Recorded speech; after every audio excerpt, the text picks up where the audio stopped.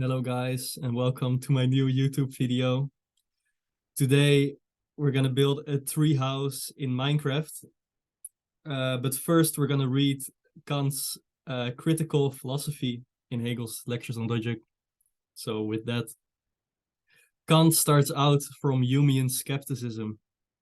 He notes that universality and necessity do not exist in sense perception or in sensory consciousness, and so must be found elsewhere. It is presupposed in the critical philosophy that these determinations of universality and necessity are present. They are not to be found in sense perception, but they are there. So goes the critical philosophy. These determinations must then be found in thinking. Thinking is their source. Whatever we know, we ourselves have affixed to sense perception. This is the philosophy that brought forth a revolution in Germany, the philosophy that changed the standpoint of German philosophy, and from it all, further development has proceeded.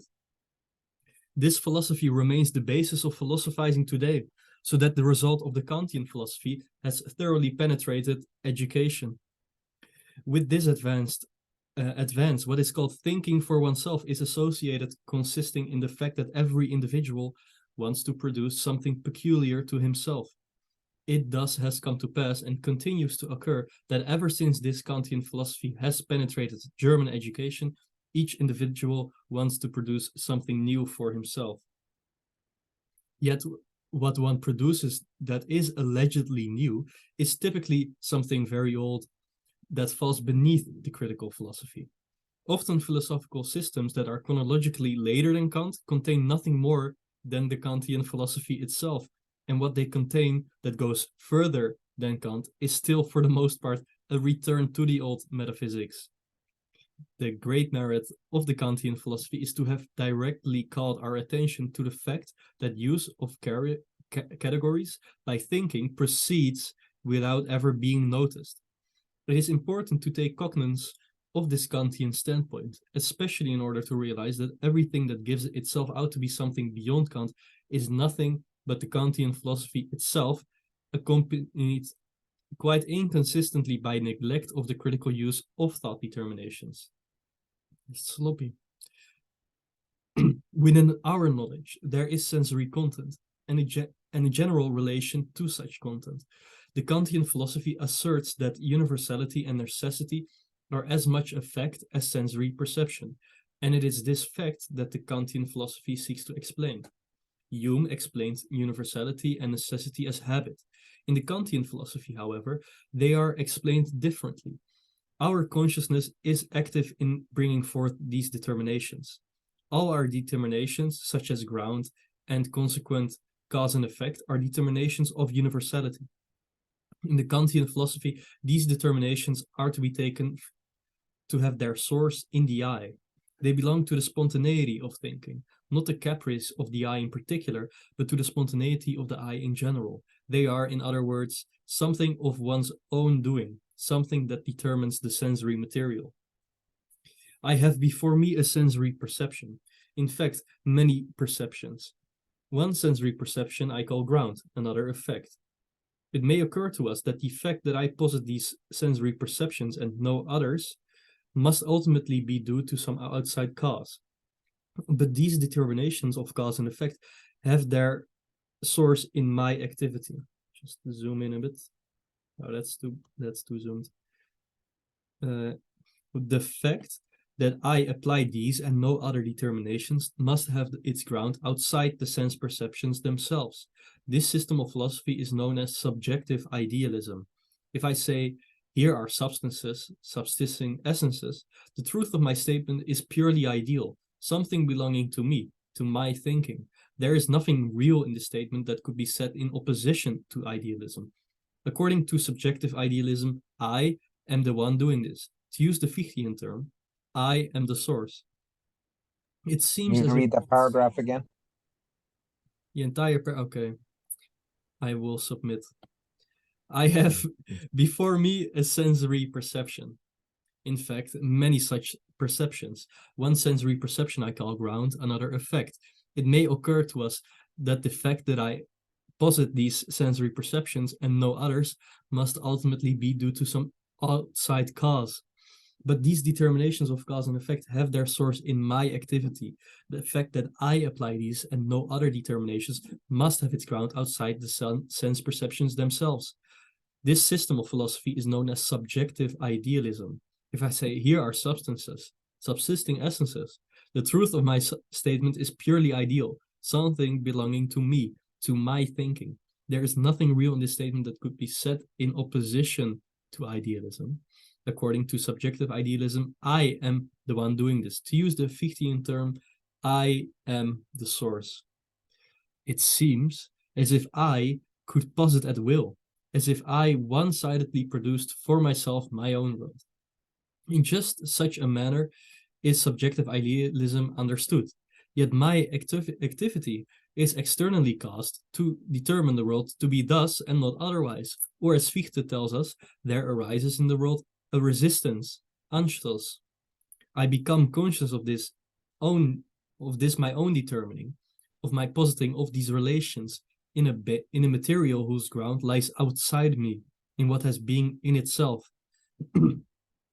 However, I know nothing of this external ground and resistance. I only know of what is sensory and of my own thought determinations. Outside them, however, there is a beyond that I do not know, and that offers resistance to me. That of which I do know is purely my own production, but that through which my production of what I know occurs is the unknown. It is what is in itself. Within what is called experience, sensory content and thought determinations come to be distinguished. Upon seeing an electrical phenomenon, I say it is an expression of force. The force is a thought determination. It is what is objective in the sensory content. Beyond this thought determination is something completely singular and non-universal, like the expanse in which the sense experience is subjective. Mom, ik ben...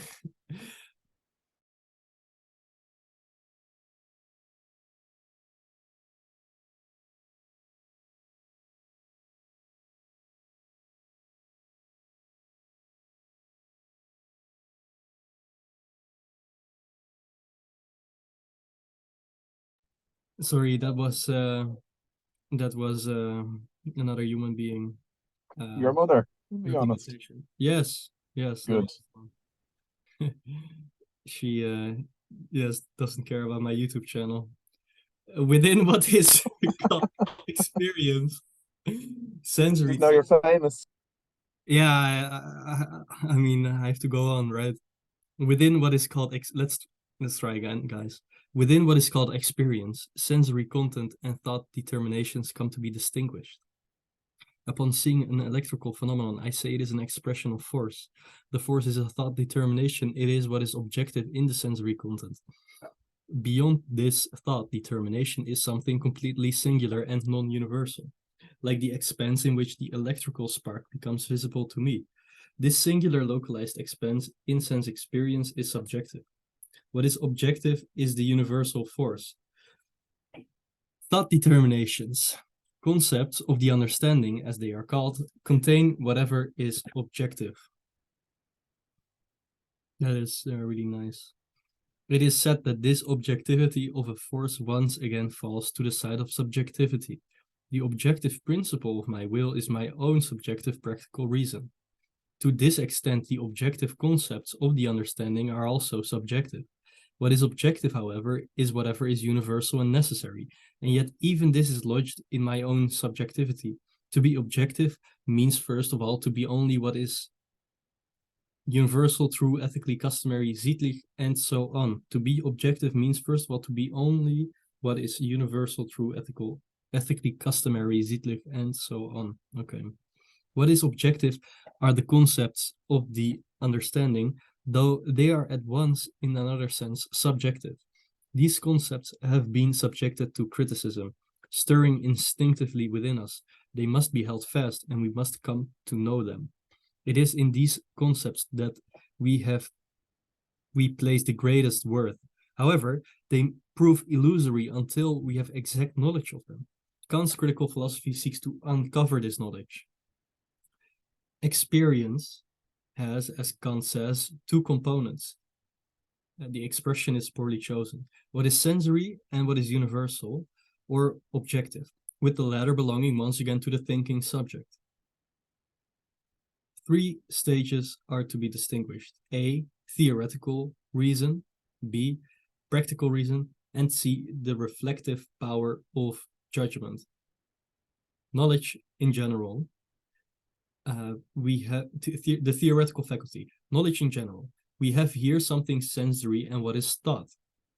Whatever is sensory immediately belongs to feeling in general. I feel something to be hard. The determination of hardness affects me, or rather, my eye is affected. And so it also goes with taste and smell. It is quite the same with inner feelings, revenge, anger, inclination. With the inner feelings, there is no need to draw attention to the fact that we are dealing with sensation as much as when we deal with external sensations. Such affections make up what is subjective. The second stage in knowledge is intuition. Whatever is contained in my feeling, I intuit. What I intuit is external to me, and it moreover consists in things that are external to one another. And in that respect, the object of intuition is spatial. What I intuit is also in time as well as space, since my feelings come one after one another. This successiveness is not immediate as I am affected by sensation, but holds separately from it. Hardness affects me, and what is hard is then something spatial. Spatiality and temporality do not belong to sensory content. They make up what Kant calls the form of whatever is sensory, the form of intuiting. He says they are a priori forms of intuiting. It is an active intuiting that introduces them, or to put it otherwise, what we are affected with by sensation comes to be tossed into the forms of space and time, but their being tossed into these forms is our doing. Of whatever is hard, it will be said that it is outside me. In intuiting, I already turn inward, since I posit this content of what is hard as external to me. A metaphysical question then arises as to whether space and time are outside as well as within me, but we leave this question to the side. Space and time are for Kant to be forms of intuition. Space and time bear upon themselves the very universality of forms of intuition. They are left to be filled with content no matter how that content may be determined. Space is universal continuity, the quiescent state of things side by side. Time is also continuous. That is one side of the matter. We know our feeling to be immediately in space and time. This immediate universality of space and time is supposed to be an a priori form of intuition.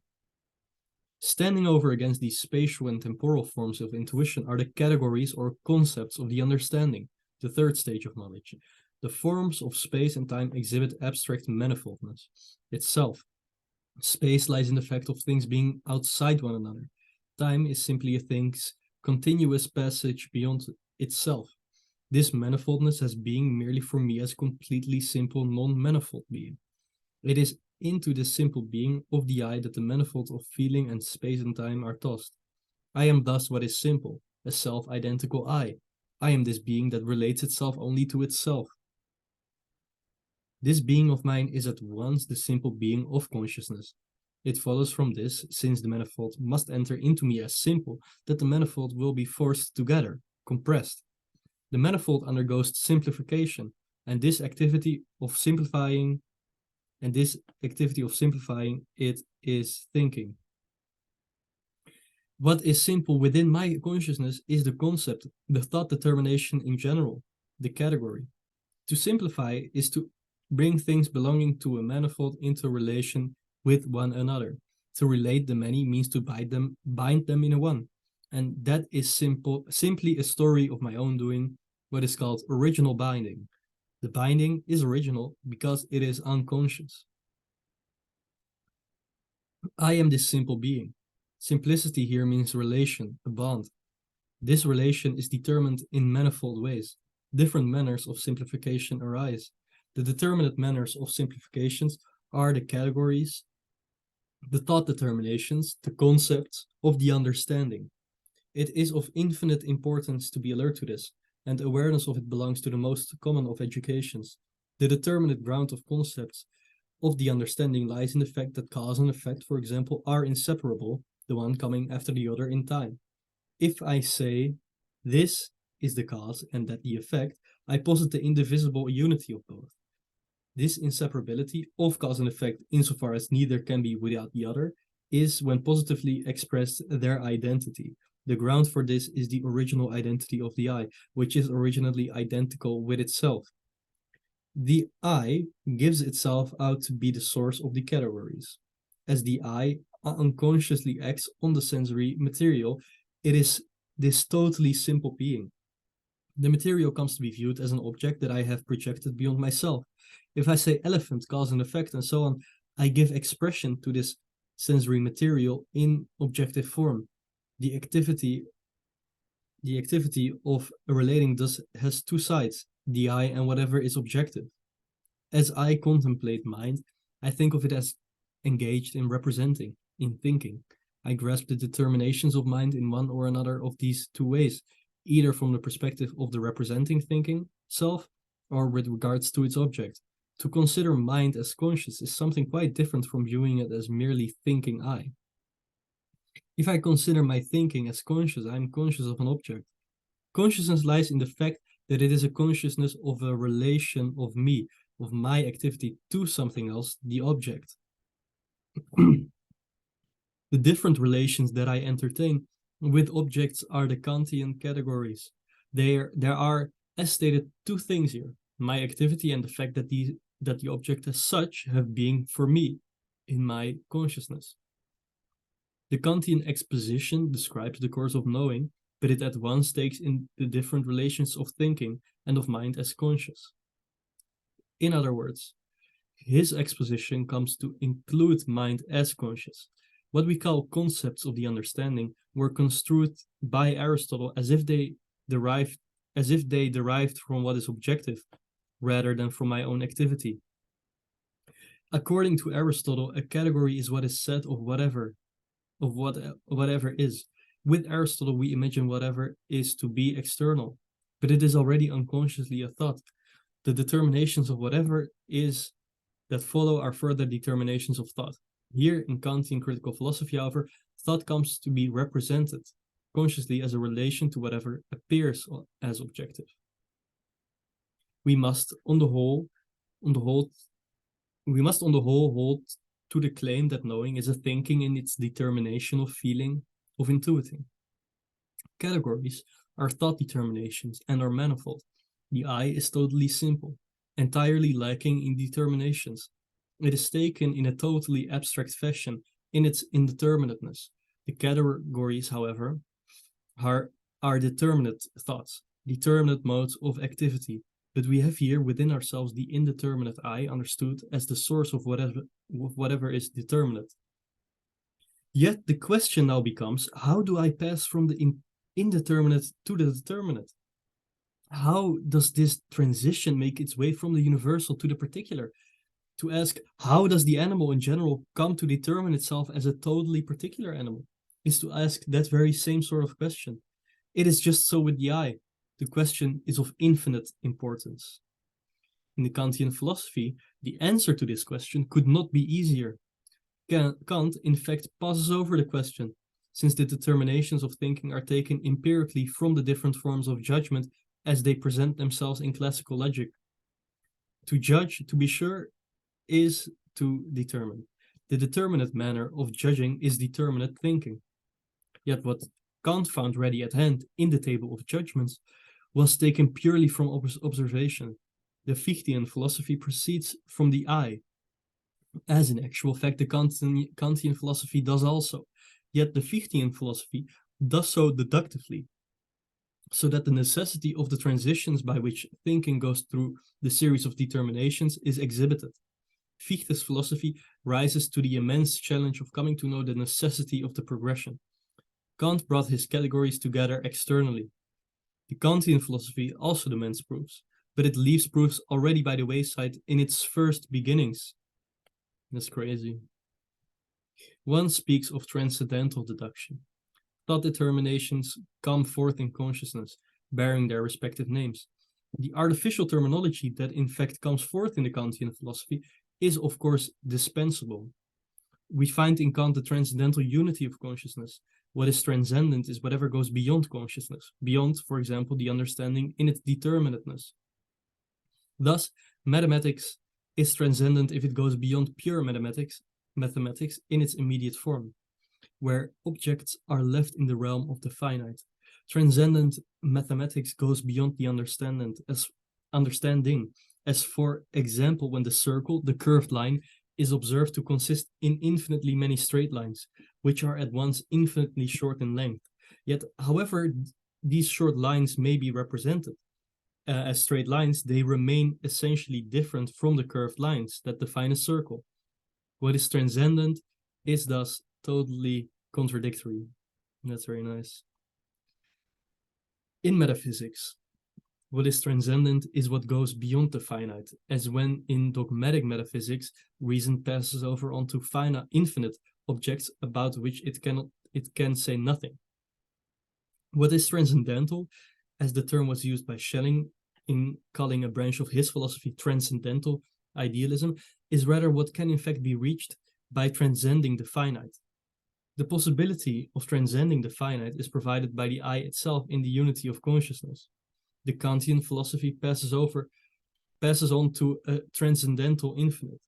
The source of this transcendental objective infinite lies in the I, pure unity, a subjective infinite, a pure equality of self with self in which all difference is absent, hence which comes to an end in no limit, in no relation to another. The I, directed to apprehending something objective that is at once infinite, is thus the true source of that infinite as an objectified expression of itself. If what is objective is now to be apprehended as the infinite, it is allegedly demonstrable that nothing remains in it to require a further ground. This is what Kant meant when he called his philosophy transcendental, designating his philosophy in this way as the purported result that one ought not to attempt transcendence by going after unknowable objects of reason. For the infinite I is the source from which such transcending of the finite in order to reach the infinite springs. The categories belong to thinking as such. Mere sense perception is raised to the level of what Kant calls experience by the categories, which make up what is objective in experience. Regarding the categories taken for themselves, the criticism comes to be made that such concepts belong to the subject, but that within the subject itself they require some material content in order to have any value, so that consciousness may be filled with some content. When the categories are taken merely for themselves, thinking and its determinations become empty. The categories are objective, but what is objective in them belongs to thinking, and so objectivity only within the subject. It will be readily recognized that whatever is objective in this sense belongs to thinking. Such idealism lies in asserting that whatever is objective, since it is found in consciousness, is ideal. Yet whatever constitutes and what is real in experience is only a determination of feeling, and is at once admitted to be itself subjective. This yields subjective idealism. We can thus say that whatever is real proceeds within the limits of such subjective knowing. The chief question is whether such knowing is the true knowledge. The answer to this question in critical philosophy is that experience in such subjective knowing does not provide us with the truth. We do not know in such knowing what is insofar as it lies both upon and for itself. Rather, we have only subjective knowledge. Whether the categories exhibit upon themselves truth is not investigated by Kant. In the Kantian philosophy, thinking cannot get to the truth, since the thought determinations are only finite. What is known by them is purely finite. In the science of logic, we shall be leaving the Kantian opposition of objectivity and subjectivity entirely to the side. It remains the firm conviction of humankind that by thinking, the truth can be known. To be sure, such thinking as lays hold of truth is itself subjective, but it also penetrates to the very heart of the matter, insofar as thinking does not stay put and behave in a finite mode. So we have to not be wimps. That's what he's trying to tell us. Yet the categories, according to Kant, cannot be determinations of the absolute. yet the absolute ought to be known. To really know, erkennen, is to scientifically know, wissen, something as it is in its own determinateness, according to the necessary connections it has upon itself, according to the necessity of those interconnections. It is in this that determinate scientific knowing consists. By the Kantian categories, we fail to apprehend the absolute, but there are two interpretations to this failure. Either the absolute cannot be apprehended in thought through anything finite, or, as comes to be conceded by some, for example, Jacobi, in connection with Kant, sense perception falls within thinking. The absolute, however, is simply not the sort of thing that can come to be perceived by the senses. That's very important. And this is why the Kantian categories, which apply only to sense perception, do not suffice to apprehend it.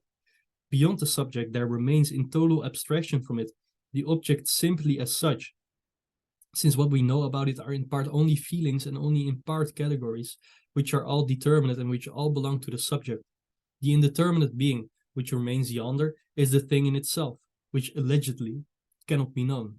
How this other is constituted in itself is unknown. For how it is constituted for me is my doing. Let us agree with Kant that over against the subject there stands an other. Yet nothing is in fact easier than to know what the thing in itself is. Okay. It is something objective. It is not the I. It is something different from me. But in all this, it remains empty of all determination in itself. It is totally abstract. Moreover, this abstract thing is totally universal, where whatever is universal is to be understood to be a product of thinking. This worthless residue, caput mortuum, of a thing in itself is thus a creation of my own reflection.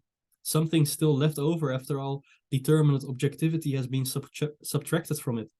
The thing in itself is the universal. It is what is abstract.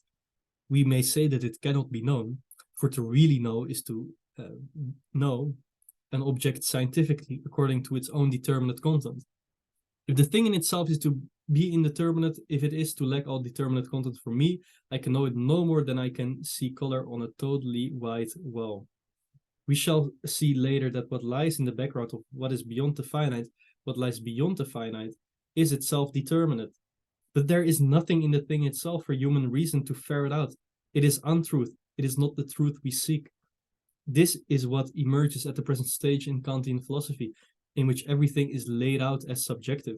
Yonder is something in itself, a beyond, something totally empty. We shall show how empirical knowledge fails to be true, not because it is subjective, but because of quite another reason, for its categories are merely categories of what is finite. The Kantian philosophy, the Kantian categories are finite thought determinations. They require material and are in themselves empty. It is with this requirement of material stuff that their finitude is posited. These categories make up what is generally called in the critical philosophy the understanding. Here a definite distinction between the understanding and reason arises. Reason is the capacity for our relation to the infinite, for the unconditioned. Whatever is finite relates itself to something else and is thereby conditioned. This view of reason is on the whole correct. Put negatively, a reason lies in thinking what is non-finite. It has the infinite for its object. It is activity, indeed infinite activity, and its object is likewise the infinite. What is the infinite? The unconditioned, the non-determined. It is whatever is identical with itself, whatever is equal to itself. Whatever is simple is in this sense abstractly infinite, since it is related to nothing other than itself. What is infinite in this abstract sense relates itself to nothing that is other than itself. This self-identity is the original unity of consciousness. This self-identical being comes to be cast in relief in Kant's critical philosophy. It is said that this self-identical abstractly infinite being is no longer contained in determinate categories, that it no longer has sensory material for its object. Rather, thinking wills for itself an infinite object. It makes itself into this object, into the end. For this object is to be equal to itself, to be the infinite and not have anything determinate. Not to be anything determinate. This self-identity is in truth affirmation and is at once an abstract negation, in which all determinateness is negated. This standpoint, which in the critical philosophy goes by the name of reason, must now be held fast. What is unconditioned is taken by reason to be what is essential or truly absolute. Empirical knowledge from its side is valid only for appearances. The content of experience fails to be adequate to the eye, to the abstract self-identity, since empirical knowledge is always determinate. The thing in itself is made by reason into an object. Yet, and need to know the thing in itself asserts itself. As soon as the thing in itself becomes determinate through categories, we think it in a determinate manner. The categories are subjective. The thing in itself, however, is once and for all external to the categories, placed beyond and outside them. Should I wish to determine it, that determination belongs to me. The determination does not belong out there to the thing itself. The above contradiction arising in the attempt to know the thing in itself may now be seen in a more precise application. Representation has hold of objects, not merely the thing in itself, but a more determinate universal objects such as the soul, the world, and God. The question for knowledge is now, what are these objects in themselves, in their truth? We have empirical knowledge of the activities of the soul, we have sensory perception of the soul, but what is the soul in itself? We have already seen that an answer to this question is rendered impossible by the presupposition that what is in itself is indeterminate. Yet we have here, in the soul, the world, and God, determinate objects, and with that determination is present. This is a totally abstract contradiction. One wants to know something as it is in itself, but that is a contradictory demand, for what is in itself is indeterminate. This contradiction pervades the entire exposition. To be sure, the contradiction does not come to be stated this abstractly, but it is still the basis of the whole exposition. Let me just see, page 39. Yeah, let's just stop here and discuss. So that was a lot. I think Hegel was really angry as well. He's really like, yeah, he has no mercy. This man has no patience and no mercy for this. Can you give us a summary of what you, in your own words, of what you thought Hegel was arguing in that passages? So, I mean, I will feel necessarily so, but if I try, what Hegel does is basically, right. So Kant, like how does Kant work in a nutshell? Well, we have feeling, but feeling happens within intuition, which is an intuition of space and time, which are a priori forms. And next to feeling and intuition, we have the concepts of the understanding, or the a priori categories with the table that he gets from Aristotle. And that's basically, Hegel also kind of points at like, hey guys, this guy just got them from Aristotle and just posited them there, but it's kind of awkward. So after that, there's this thing in itself which is supposedly over yonder. It's beyond. It's something that's indeterminate. It's not within, like all the categories are form, and the content is experience, right? Like that's your experience as something, an a priori conceptualizing of what you intuit in space and time and with feeling. So this thing in itself, Hegel starts out by saying that it's a big joke, because it's a thing of thought. And Kant kind of pretends it's not a thing of thought. He pretends it's a really externally existing thing that's also at the same time completely indeterminate. But as soon as we want to understand, what is the thing in itself of God or of the soul, you can see that it's ridiculous, because these things, they must have a determinate in itself. So that's I think Hegel's going very quickly here. He's basically also saying that this sentence that humankind just always posits that by thinking it can come to know the truth, and Hegel takes this presupposition and is like, yeah, that's there's a truth to this presupposition. Yeah.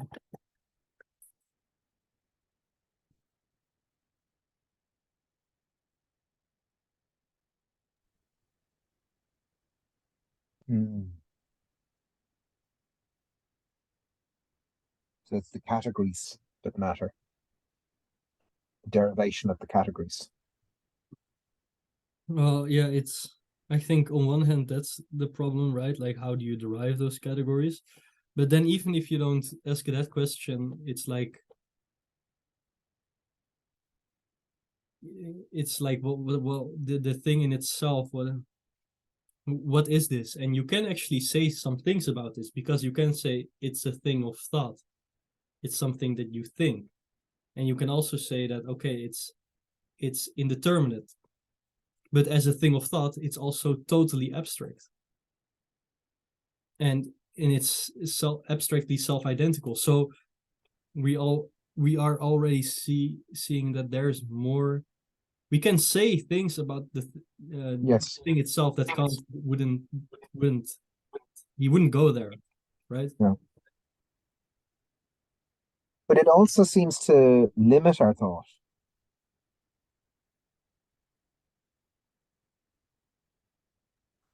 And What do you mean by that, Max? I think Well, what Hegel said, it's a residue of thought, right? It's actually the byproduct of thinking rather than. but Yeah, that was an interest. It's like the leftover Exactly. of thought determinations. Yeah. But Yeah. the noumena,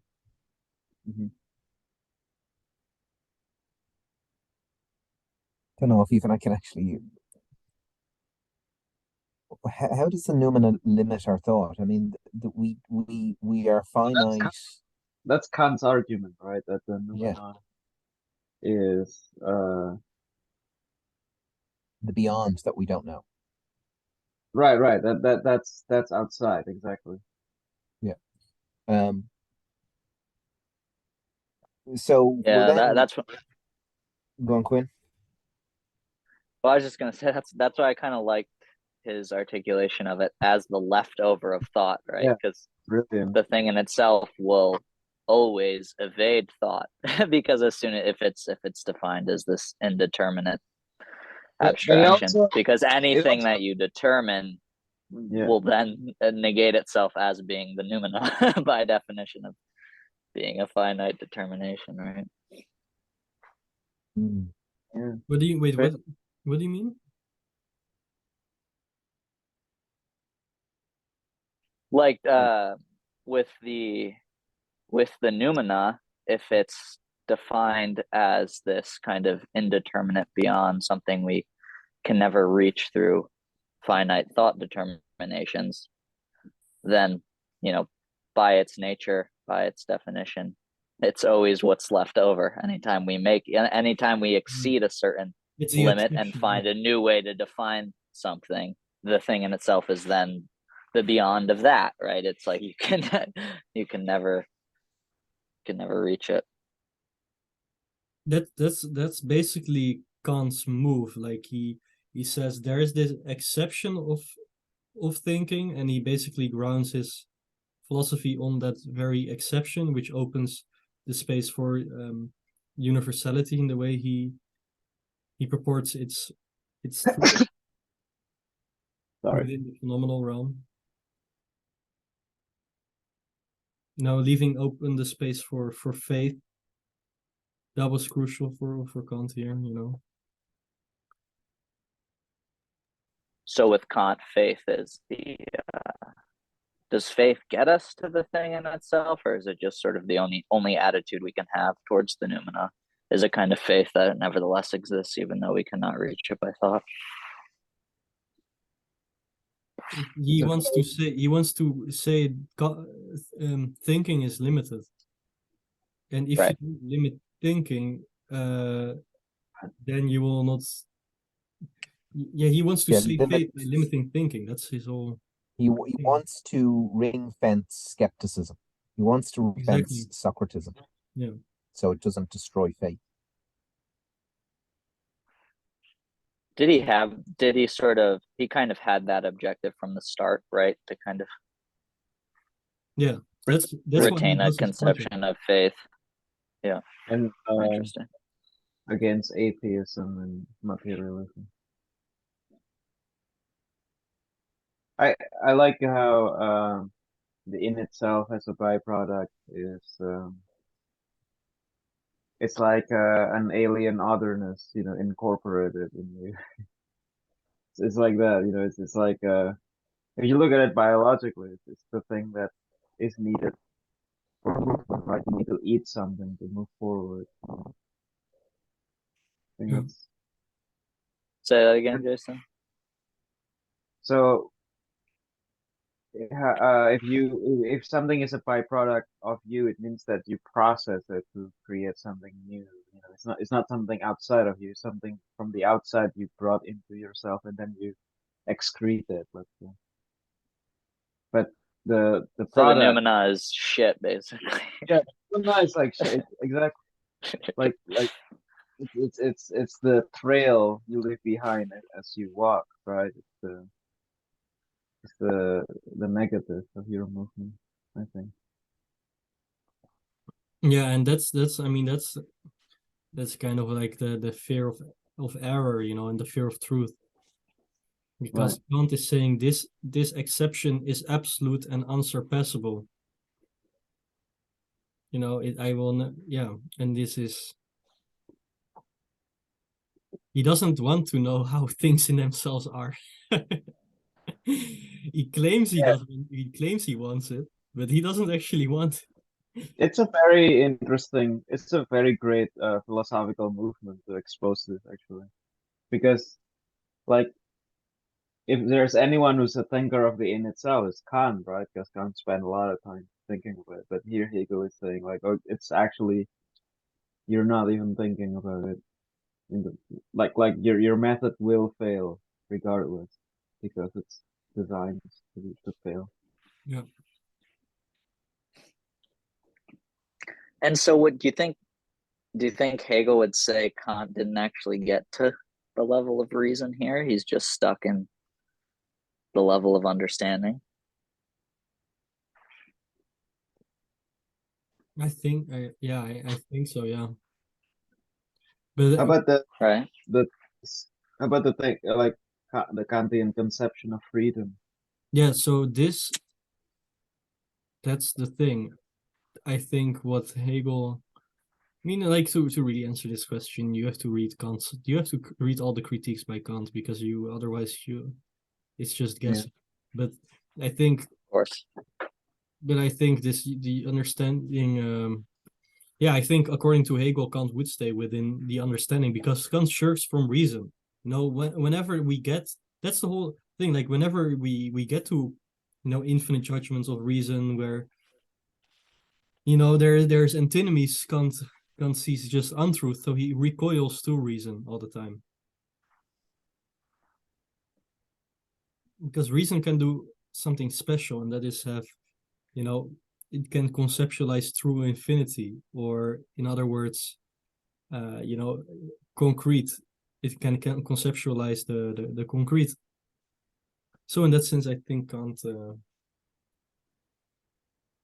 Kant doesn't want that, and the categories are totally abstract universals. Right. Right. Can you go back to the book? Can you pull up the book again and just read a few passages that stood out to you in regards to the thing in itself, or any passage that stood out to you in general? And you can reflect on it. Yeah, sure. You can have a look.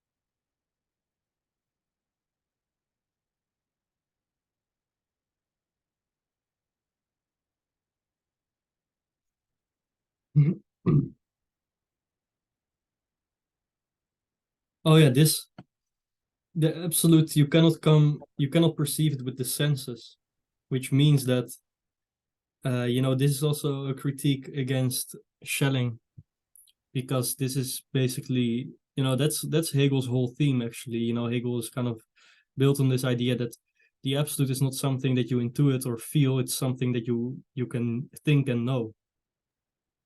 This is the straining, right? Where you really have to like think it, not to resist the feeling, the romantic feeling of the absolute. Yeah. Oh yeah, it remains the firm conviction of humankind that by thinking the truth can be known. To be sure, such thinking as lays hold of truth is itself subjective, but it also penetrates to the very heart of the matter insofar as thinking does not stay put and behave in a finite mode. So I said, he doesn't want us to be wimps, because he actually wants to, Hegel's penetrative, he wants to penetrate like the heart of the matter. Like, that's why I said Hegel's the most fascinating phallus. That's the kind of the paradox. Socrates, yeah, like Huh? Socrates, like Socrates, like Socrates. Yeah, I heard what you said. Yeah, I guess so. Yeah. Well, I mean, was Socrates never did Socrates really Socrates did incessant questioning, right? Like Socrates never actually wrote his own kind of system. That Socrates said said like But is that not the contradiction, though? Huh? Is that not the contradiction? What contradiction? The only thing that I know is that I don't know anything.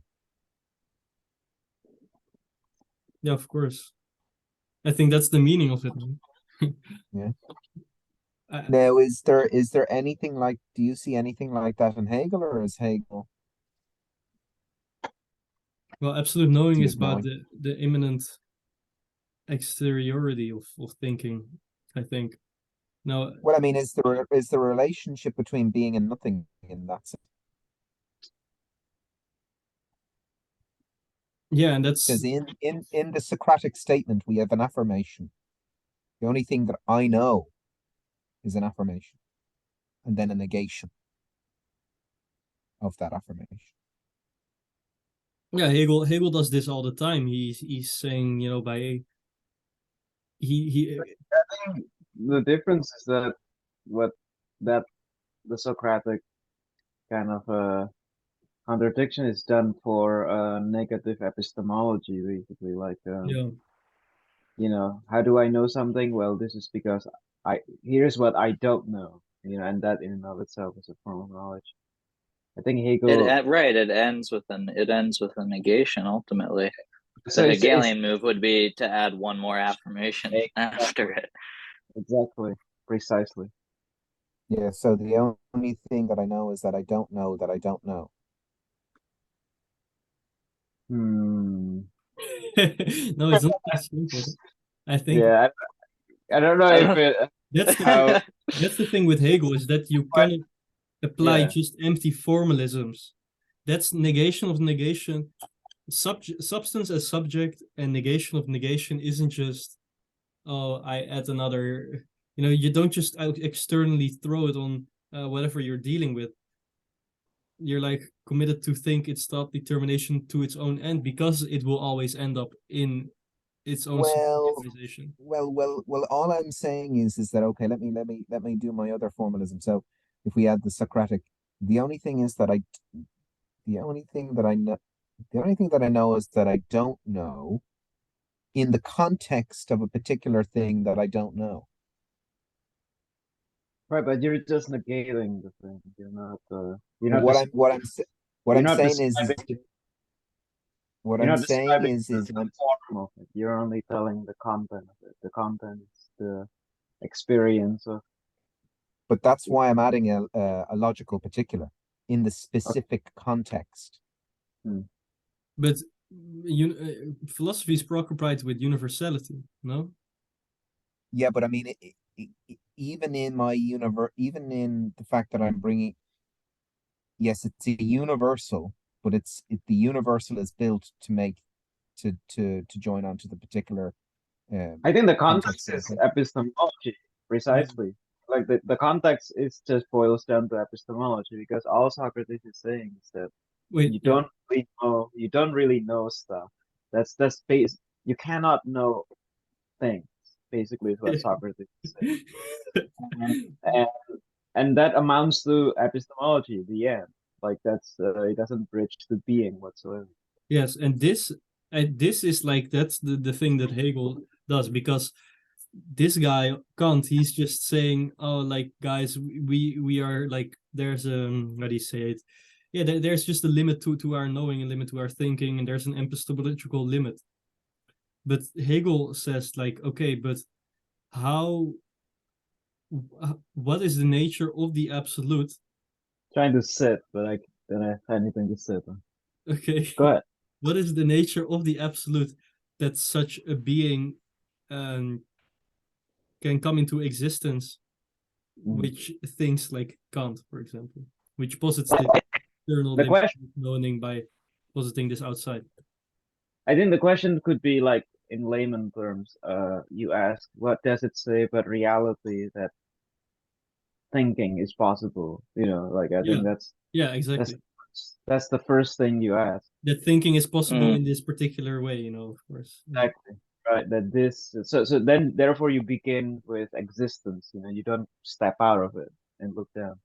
You're just in situ, let's say. Yeah,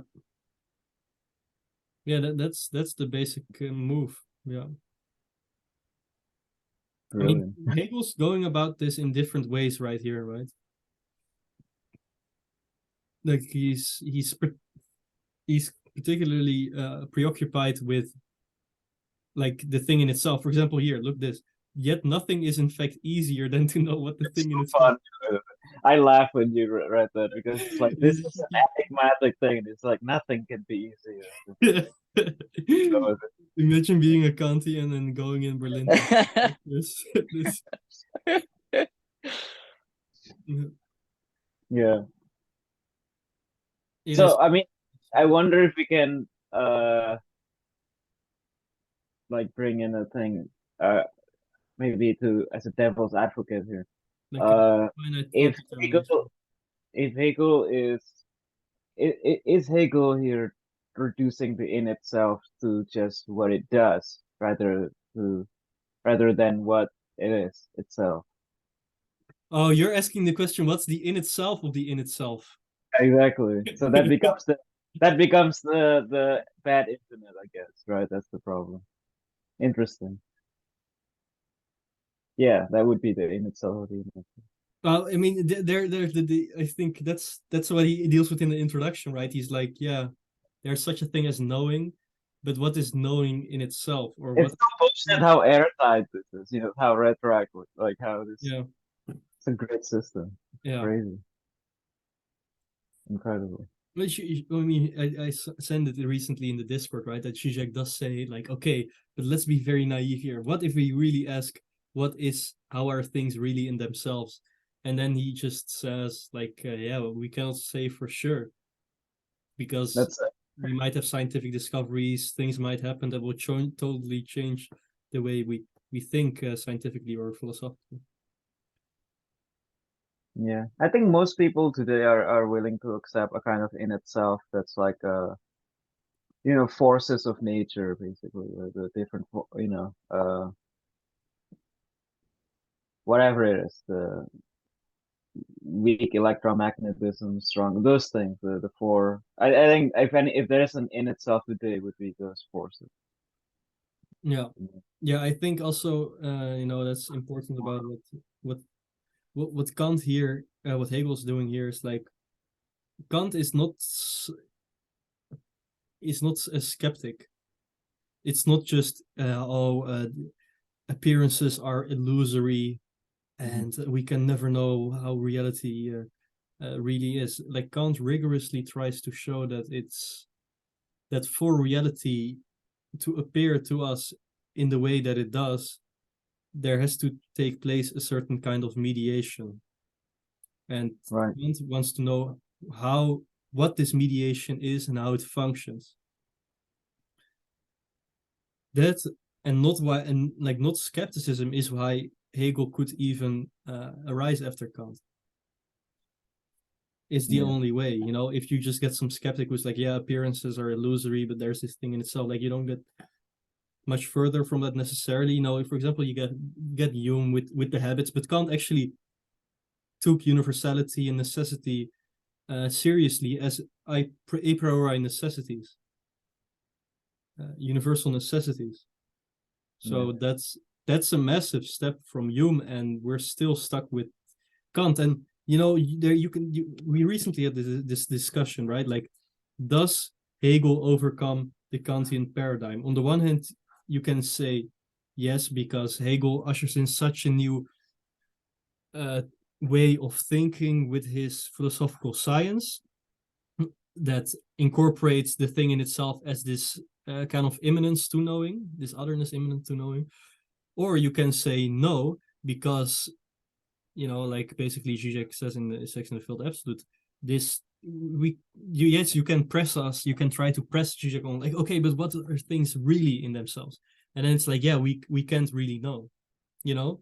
So there's there's kind of like two in itself, like the Kantian understanding of the in itself as this really existing external outside thing, and then the in itself immanent to thinking.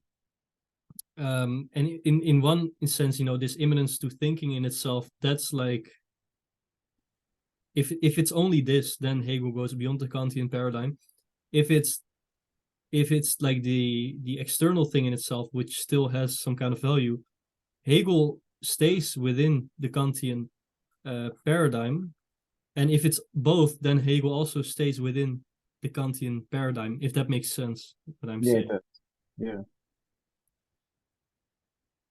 Yeah, I don't know. And they both can. I think they both are true. Like in certain, in a certain sense, it's obviously like it's foolish, you know, to even deny that it's the world is basically Kantian. But on the other hand, Hegel, I think, did overcome Kant in some serious way. That requires, its own paradigm. I think the paradigm being externality as such, right? That's the point of convention. It's not that things cannot be in themselves. It's more like they are in themselves, but they're not really outside of you. And that's. I think we see the Kantianism much stronger because of how the history of philosophy has evolved. I think analytic philosophy, for example, is much more Kantian than it would be Hegelian. Yeah. Yeah, Bertrand Russell, I think, you know what, I don't know, but I think his point of departure is also like Kant, but of a different. He didn't take the German idealism route or something like that. He rejected that. So Kant is definitely a bedrock for like modern thinking. Or Descartes. Yeah, and that's the thing, right? Like, if you're not strongly rooted in either Kant or Hegel, or you just kind of gloss over them and don't take them like so serious as, you know, the titans that they were. The problem is that you're just gonna either produce this naive realism, like metaphysics of naive realism, like Triple O is doing. Like, oh yeah, the objects can talk to themselves. We don't have to talk about the subject. It's just another object. Is this stuff? Or you're gonna have some kind of form of Kantianism or skepticism or whatever you want to call it, where we're always in the circle where we already presuppose that reality is in some sense, so we can never know the truth of things. So like we're always, you know, and this is of course like these two poles come in two different, they come in different forms all the time. You can give them many different names, but Hegel is like, you know, is standing on a very fragile spot in between them, and not in any kind of like a naive reconciliation of both, but like a reconciliation with the gap between them, I would say, and what this gap positively entails to the nature of being, of ontology. Yeah. Yeah. I mean, let's say, for example, in 100 years or 200 years, people will still have this like stupid metaphysical way of thinking where they're super naive, or also have this kind of pre-Kantian way of thinking, in the sense that they try to reproduce Kant, but they fail. Like, Yeah, Kant was I the think successful. I think Kant probably the most successful in thinking the separation of thought and being. yeah, definitely. I think this is what differentiates continental types and analytical types. Also, it's like a disregard of history. Like I think on the analytic philosophy camp, they feel like philosophy is possible outside of its historical moment, whereas the continental feel like, okay, it's connected to the historic. You cannot get out of this loop. And Yeah, I think this gives continental philosophy a type of edge, over analytical. That's just my, yeah, yeah. I definitely, 100%, I agree with you. And because someone like Bertrand Russell, for instance, would find it absurd, to connect something like the discovery of logic to like the stage of consciousness of humanity. Like this would not be connected whatsoever by anything. yeah, and I think that oh fuck, what did I want to say? Yeah, this historical emergence, right? So I do think that what Hegel is getting at is eternal, is the eternal truth of the absolute of God.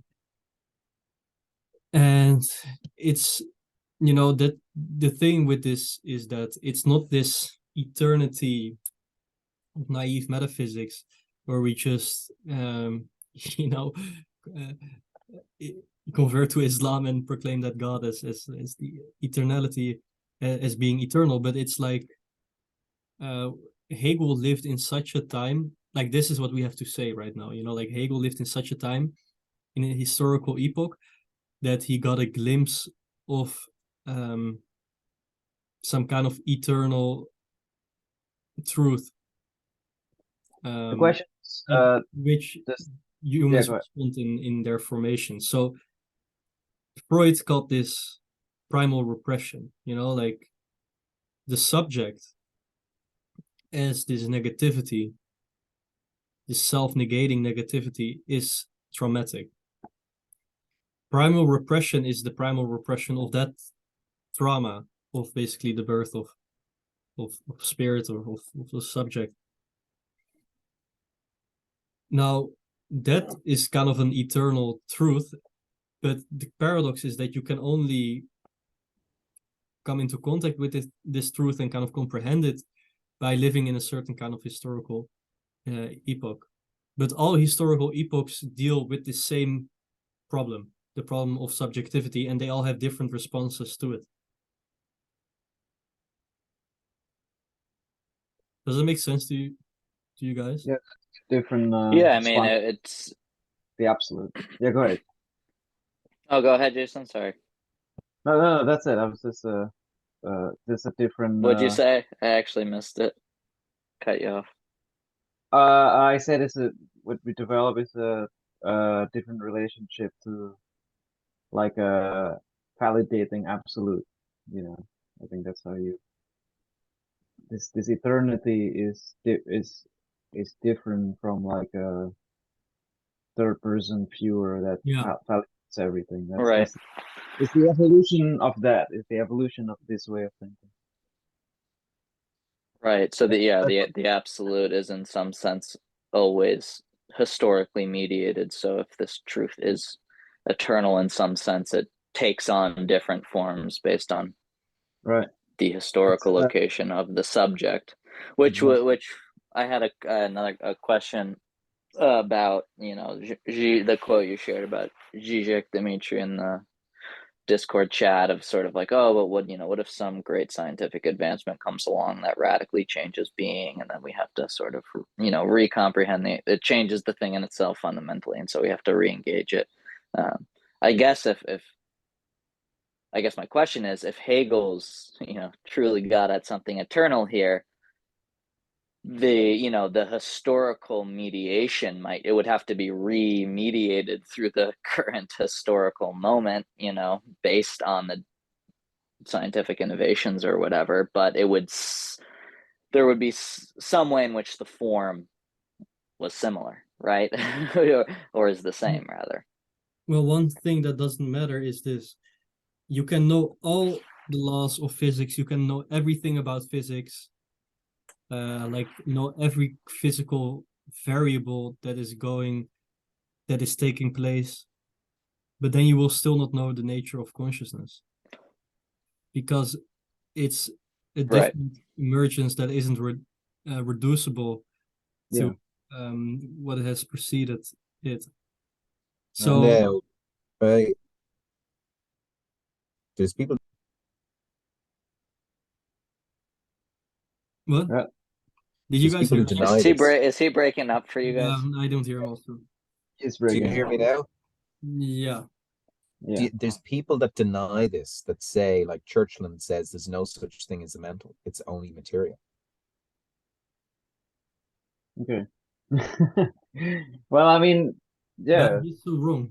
There's kind of no way to argue with it at a certain point. Because all that is the material. It's just like, damn, bro. But Yeah. that he's just wallowing in his own abstract bullshit. Like, it's no, like, if you actually look It's around, like saying the film does not exist. It's only pixels on the screen. yeah, Like yeah. it's ridiculous. It's like, But I mean, but this is like, I was having this conversation with my father last year. I mean, I was Yeah. saying, well, it's consciousness, and he was saying, well, it's just particles, it's just material. There's no difference. I was saying, okay, well, Yeah, but if you will go and grab a knife Do you point out? and like put it to his knife, he won't think it's all just particles and whatever, right? Like this, he's emotionally affected by that. but Not here's until you're yeah, but your emotions will Oedipus be, complex, but you get what I'm saying. yeah, but your emotions, if you take some pills, I mean, if I, some material pill and some chemical, that's going to have an impact on your emotional state. Yes. So it's, physical has what's a, not asked, You know, of course, always do that. what's not asked is that why does it appear as not material? Like that's Yeah, they that's the right one. only begin with exhausting it, but they don't attack at all. Like, how, fine, but how does it appear this way? Why? And it doesn't really properly consider the historical dimension of it, like why did this sort of concept emerge at this point in history, and why didn't it exist in the Stone Age, these sorts of things. Yeah. I'm sure ancient peoples actually have a very interesting and different ways of being that's extinct now. The relationship with being. Our earlier ways of being. I don't know. But what if Plotting. you just tell him this one thing? That it's like, yeah, okay, you can say this, but whatever you're telling me is not material because it's an idea. And then he will tell you, no, it's not, it's actually material because when I speak to you, the particles in my neural network will actually do this and that. And then you can say, yeah, but those are just ideas as well. Like he will never get out of this problem that they are ideas, What he could do is he could just go to Russell and he could say, well, this is a problem of our language. What's really happening in our language is that our language sort of disrupts us, it confuses us. And what we need to do is actually translate language into a proper logical syntax, which this is actually what Russell does. Yeah, but then this is like like what the hell?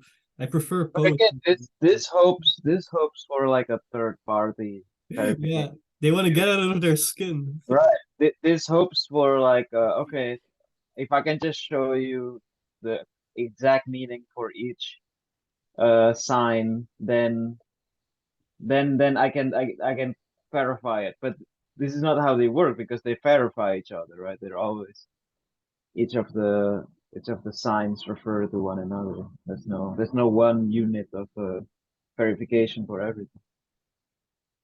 But yeah, and it's also this thing like yeah, you can say everything is matter, but also everything is idea. So why should Right. we choose matter over idea? And But then I think that those are like you basically trap them in this undialectical kind of trap, right? Because each of them can go infinitely idea and even infinitely matter, yeah, you can call every matter is an idea, and every idea Right. It's probably the same can reduce reduction. to matter in this dumb way. It's the same reduction. It's the same move, basically. Yes. Same, So that's the so, answer. yeah, There's yeah. something very strange happening here that we cannot reduce. Something, right. So yeah, you can't reduce the interior to the exterior or the exterior to the interior. It's very frustrating.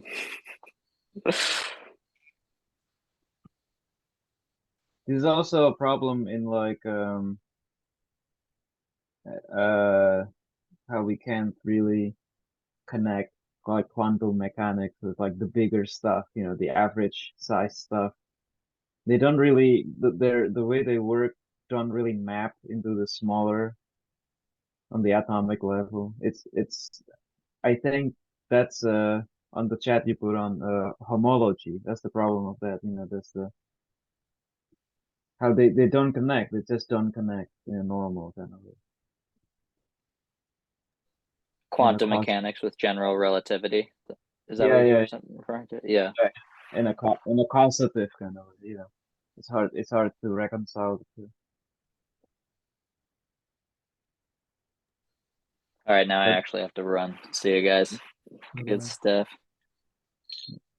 so what else is in the Hegel paper? What is this? What else does he say? Let me see. Lives are not ontologically real. Beliefs are not ontological. Okay.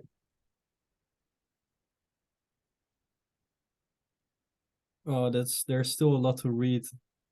I'm gonna end the video now. Okay.